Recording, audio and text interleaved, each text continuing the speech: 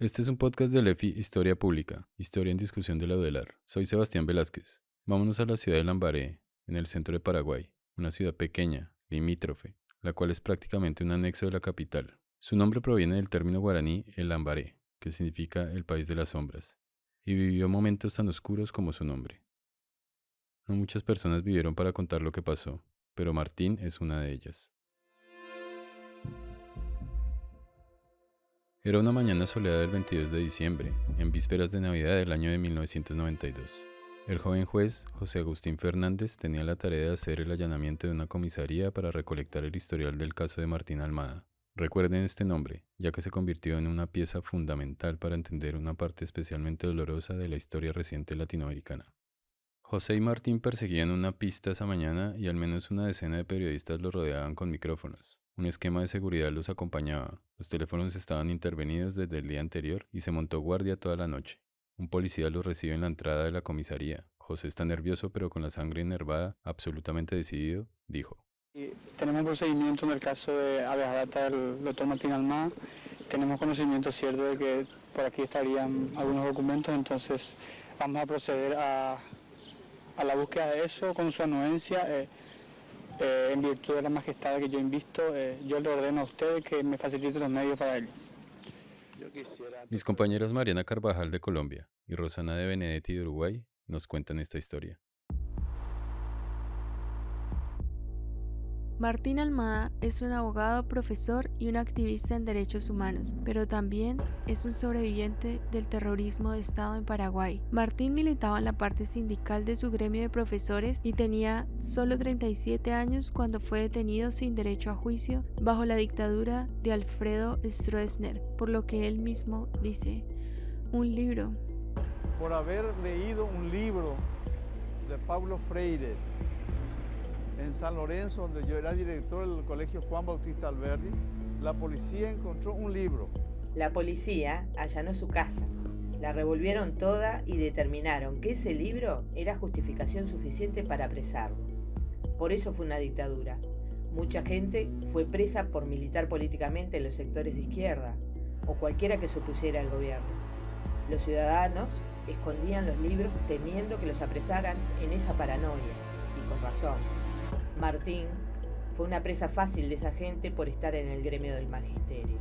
Martín fue detenido en la comisaría tercera. Desde el principio fue recibido de forma violenta. Era uno de los lugares más siniestros. En Paraguay la gente decía, hoy que ape vivo sale muerto, que significa que el que entra vivo sale muerto. Quedaba al frente de la técnica, el centro donde se torturaba a la gente y entonces también a Martín. La policía trató de legitimar estas acciones de tortura inventando todo tipo de cosas sobre Martín. Sin ninguna prueba lo acusaron de ser del Partido Comunista y de guardar armas de guerra en la escuela. Sin embargo, no podemos perder de vista que fuese comunista o no, es claro que el apresamiento y la tortura son actos ilegales cometidos por el Estado. Yo nunca fui comunista, nunca fui anticomunista. Yo era un demócrata y simpatizaba con el Movimiento Popular Colorado, Mopoco. Yo era un mopoquista, ¿verdad? Pero lo que yo quería era mejorar la situación del magisterio paraguayo. Salario digno, vivienda digna.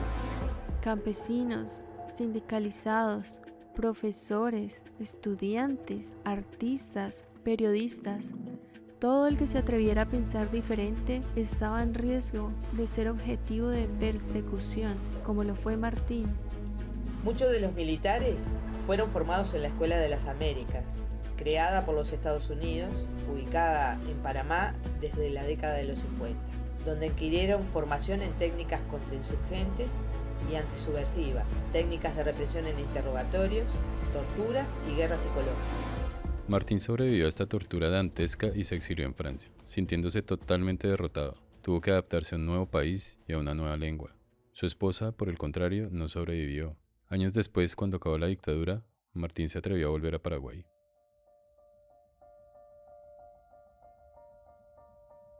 Aquí empieza el lento y tortuoso camino de buscar justicia. La idea de Martín fue demandar al Estado para obtener su pasado judicial, haciendo uso del famoso recurso habeas data. Quería aclarar lo sucedido. Su caso cae en manos del juez José Agustín Fernández, un joven juez que empezaba su carrera y que no podría imaginarse la trascendencia que este documento iba a tener.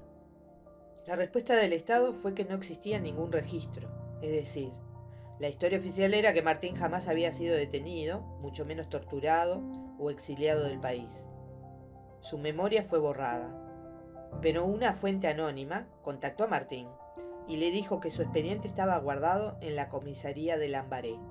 El juez José Agustín tramita una orden de allanamiento y el 22 de diciembre llega a las puertas de la comisaría muy temprano en la mañana. Los policías del lugar fueron tomados por sorpresa. Sin embargo, varias personas estaban haciendo vigilia a lo lejos desde la noche anterior.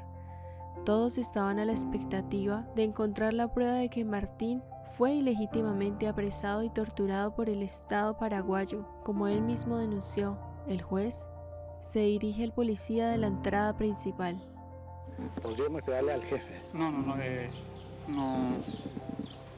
La ley, yo estoy investido, la ley me otorga mis facultades. Entonces yo le ordeno a usted que hagamos como corresponda sin ningún problema. Usted, yo soy el que estoy ordenando eso. Usted no va a tener ningún problema. Sencillamente estamos cumpliendo la ley. Punto. Yo comprendo así, señor juez. Estamos en democracia y en democracia la ley tiene que imperar.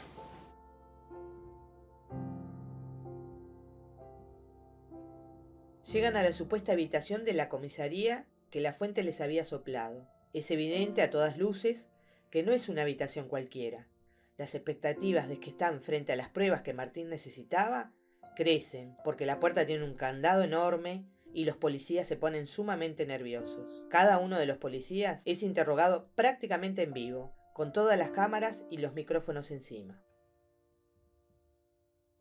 El juez José pregunta por la llave a cada uno de los policías, pero nadie sabe. Los superiores en el lugar van llegando, pero nadie da razón de qué rol tiene esa habitación en la comisaría o quién está a cargo de ella. Algunos intentarán refugiarse en las formalidades para evadir las presiones del juez, que quiere abrir esa habitación ahí mismo. Sin embargo, no se sabe si van a poder acceder a esta habitación. En una democracia, el Poder Judicial tiene jerarquía por encima del ejército y la policía. Es más, los militares ni siquiera pueden participar en política porque es el Estado quien tiene el monopolio legítimo de la violencia.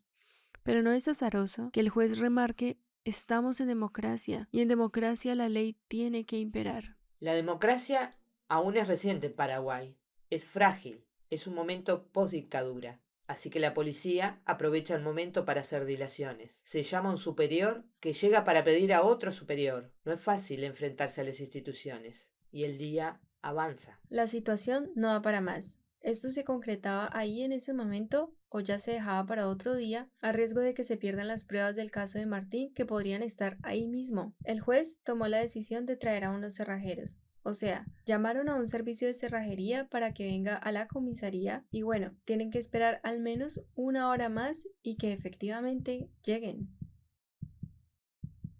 Y efectivamente llegaron.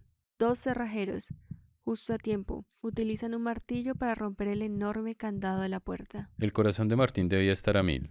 Después de luchar toda una vida, de haber pasado por momentos tan dolorosos, estaba tan cerca de recuperar su historia, su memoria, su verdad. El candado cedió y cayó al suelo en medio del silencio. La puerta se abrió finalmente y nadie podía creer la abrumadora sombra que estaba en esa vieja habitación. La tarea de recuperar los expedientes de Martín se hace titánica en un instante. José y los funcionarios judiciales fotografían el estado general de esta evidencia. La habitación contiene una enorme montaña de documentos, literalmente unos encima de otros, sin ningún orden. Son de todo tipo: expedientes, antecedentes, operaciones, fotografías, grabaciones de interrogatorios, pero no de Martín, sino de cientos de ciudadanos que sufrieron la persecución de la dictadura, no solo en Paraguay, sino en toda Sudamérica. José tiene que llamar al juez de turno porque esto excede su jurisdicción. Los periodistas están presionando para entrar. El pequeño archivo que esperaban se compone de más de 700.000 folios. Son tantos que no se habla de ellos en folios, sino en peso, 3 toneladas de documentos. A esto se le conoce como los archivos del terror, que más tarde también ayudarían a develar el Plan Cóndor. Los archivos del terror contienen pruebas de las violaciones sistemáticas de los derechos humanos cometidos por agentes estatales durante décadas, policías y militares, en complicidad con jueces y políticos. Lloro de emoción porque esto es la reparación nacional. Aquí está todo el archivo, aquí está la lista negra, Humberto. Lloro por esta alegría, por la democracia que llega a la policía. Va a llegar, Humberto, por fin va a terminar la noche de dormir con el Jesús en la boca. Están todos los documentos, Humberto, y una parte solamente, porque aquí a pocos pasos están enterrados también otros documentos. Y más lo que me emociona, Humberto, parece que voy a encontrar el casete que le hacía escuchar Pastor Coronel a mi esposa durante mi tortura. Eso es lo que más me emociona. Tranquilo. Martín se rompe en lágrimas. Por fin encuentra las pruebas de lo que él y otros ciudadanos de toda la región tuvieron que sufrir. Un nuevo capítulo se abre en la democracia. Poco a poco se va dando a conocer a la ciudadanía los detalles de lo encontrado. Martín vuelve a Francia, pero esta vez no derrotado, sino sintiéndose triunfante. Este año se cumplen 50 años del golpe de Estado en Uruguay y Chile. Nueva información sigue apareciendo después de la recuperación de la democracia, pero los archivos del terror que Martín y José encontraron esa mañana se convirtieron en una de las más importantes fuentes probatorias de los crímenes de lesa humanidad por parte de cada estado involucrado. Los archivos militares registraron acciones en Paraguay, Argentina, Brasil, Chile y Uruguay. El Plan Cóndor en su lucha anticomunista buscaba perseguir y eliminar a todo tipo de actores de oposición popular conosureña, políticos, funcionarios, líderes sociales y comunitarios, sindicatos y estudiantes, incluso a quienes estaban en el exilio o como refugiados. Además de las persecuciones y ejecuciones extrajudiciales, también se hicieron amenazas, robos, extorsiones, allanamientos ilegales, secuestro en centros clandestinos, apropiación de bebés, acoso psicológico, tortura física, violencia sexual y desaparición. Esto es lo que conocemos como terrorismo de Estado.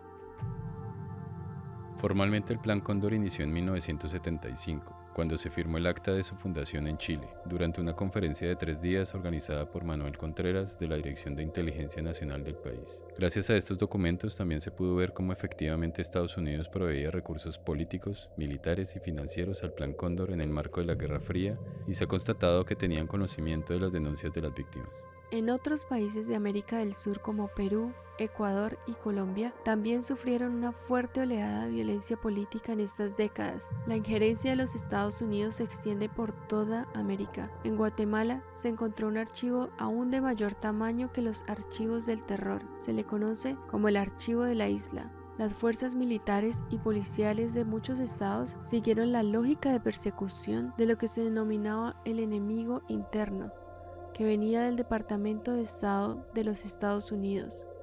Gracias a diferentes organizaciones defensoras de los derechos humanos, se han obtenido desclasificaciones masivas, como la National Security Archive de The George Washington University, que permitieron contrastar y complementar la información de los archivos del terror.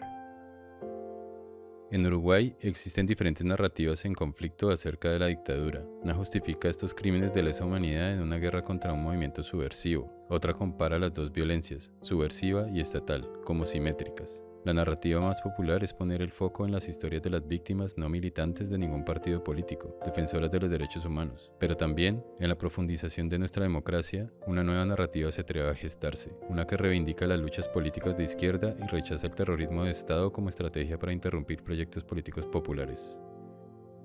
Hoy desde la distancia, con el privilegio de poder acceder a nueva información de organismos especiales, gremios o investigaciones científicas que bajo la dictadura estaban absolutamente restringidas por ser consideradas subversivas, es que podemos analizar que América se encontraba en un periodo de fuertes transformaciones económicas y que hicieron de las asociaciones sindicales un foco de esa represión desatada. Martín era el líder del movimiento Un Techo para Cada Educador de la Federación de Educadores del Paraguay, un movimiento que buscaba la legítima transformación de las condiciones de este gremio. El ascenso de la dictadura de Alfredo Stroessner en Paraguay, como en muchas otras en la región, fue un antes y después que dejó marcas que perduran hasta hoy. Todos los años, El 20 de mayo, los uruguayos y las uruguayas organizan la Marcha del Silencio en homenaje a las víctimas y en repudio a las violaciones de derechos humanos. Las personas cuelgan pañuelos blancos y exhiben una flor incompleta como símbolo de los desaparecidos. La marcha tiene una inmensa asistencia. En silencio, cientos caminan por la avenida 18 de Julio, la principal avenida de Montevideo. Alzan fotos de sus desaparecidos y llevan consignas como ¿dónde están? Nunca más terrorismo de Estado y memoria, verdad y justicia.